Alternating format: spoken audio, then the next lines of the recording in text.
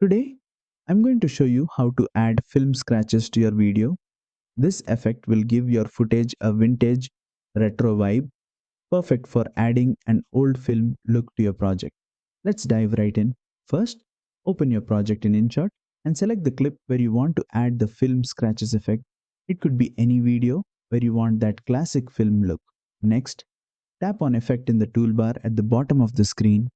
This will open up all the effects you can apply to your video.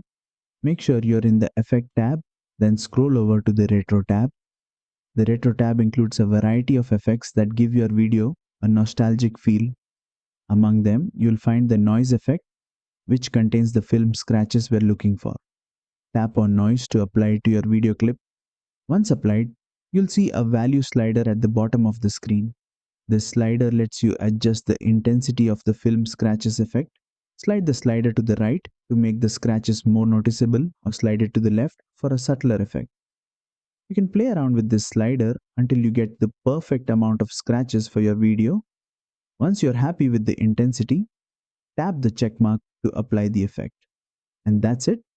You've successfully added film scratches to your video, giving it that old, nostalgic film look.